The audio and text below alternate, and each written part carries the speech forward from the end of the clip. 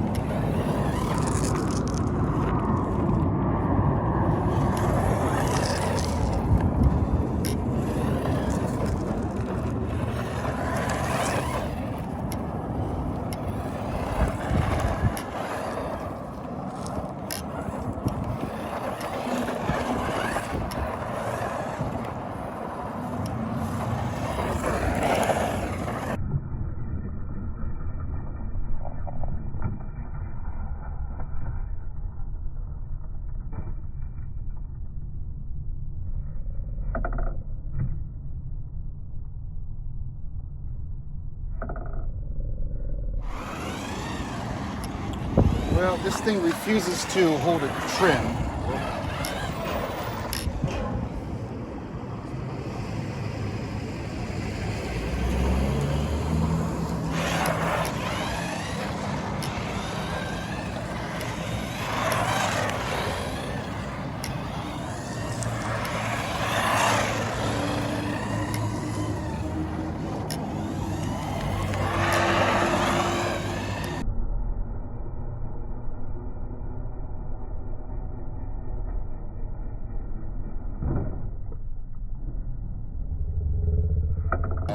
Alright.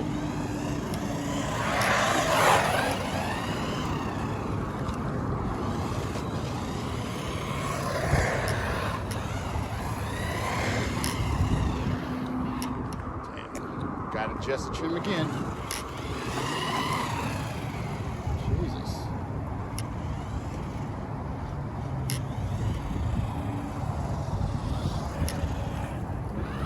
Very frustrating trim. I don't know what the hell's going on with this trim.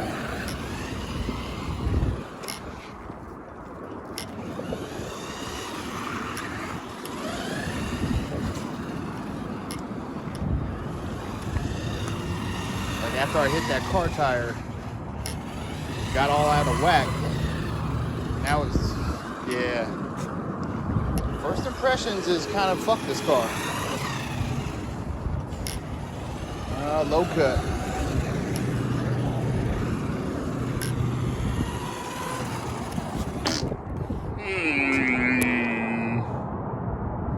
So I had an extra fan lying around, and basically all I did was I put double-sided tape at the bottom, and then I just reinforced that with some duct tape here, and then along the side down there, and then I just took a piece of plastic. This is actually just from a cashew plastic jug, and I basically just cut it, bent it right here, more double-sided tape at the top, so that the fan would, so that the air that the fan blows just is directed down towards the motor, and it seems to have helped out tremendously.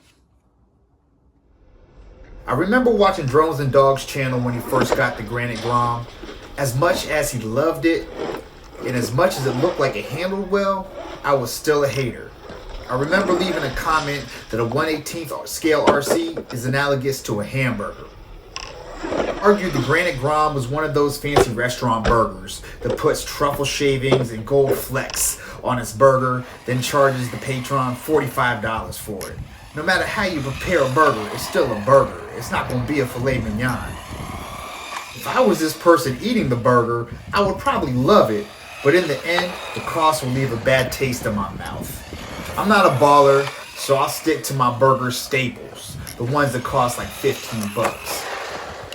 I passed on the Granite Grom, but the dream of the ultimate burger could not be forgotten. The curiosity of what that burger must taste like was not going away.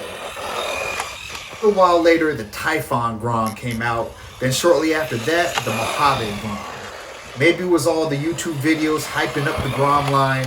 Maybe it was the clipless body design. For sure, the Typhon and the Mojave looked like they both handled really well. Curiosity got the best of me, and I purchased the Typhon Grom. It was my first ARRMA RC. I saw the Typhon just as the Granite, an overpriced burger, or the Typhon in this case was like a Cubano. I don't know. Enough with the food analogies. It was overpriced. Our Larlo had a brushless 1/14th beast for like $25 cheaper. There are so many cheaper RC cars out there that seem faster and just as durable. I was very critical of the Typhon. I made multiple embarrassing videos talking trash about it, but even with all the shit talking, you can see me having fun, and in many ways admiring it for its engineering. The more packs I put through it, the more I loved it.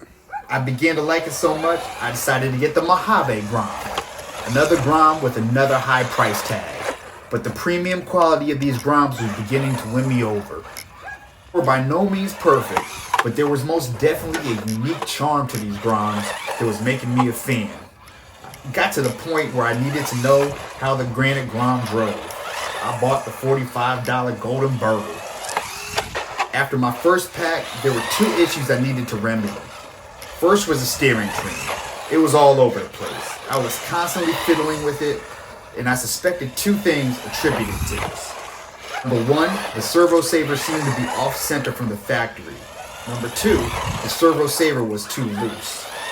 I took the servo saver out, took the servo saver off, recentered the servo, then put the servo saver back on with a tighter spring tension.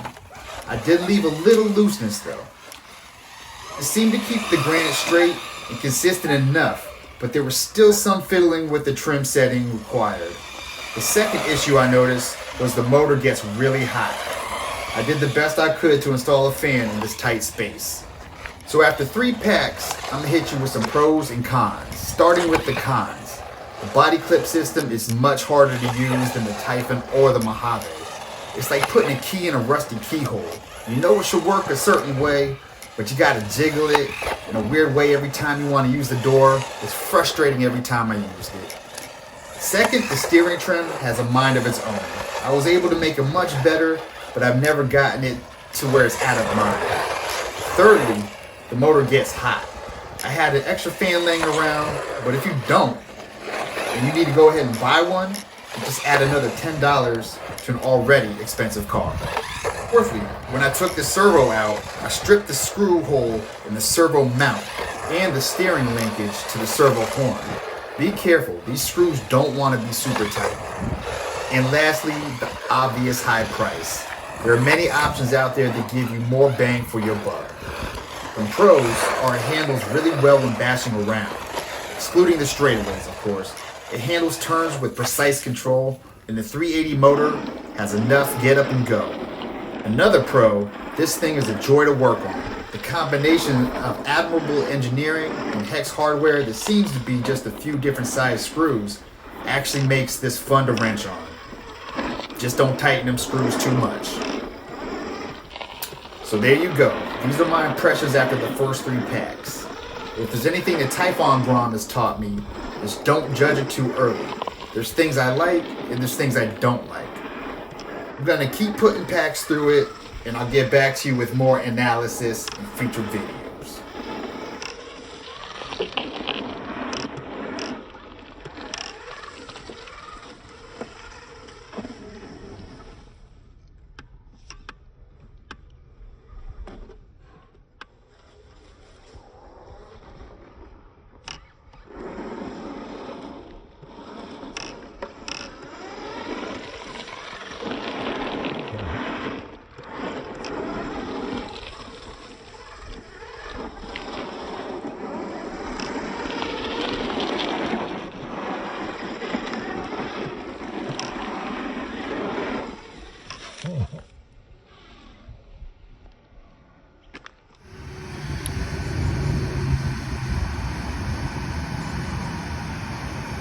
Damn, much better.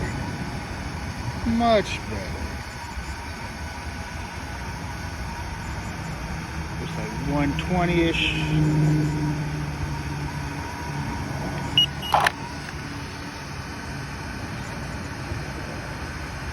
Night and difference with this fan.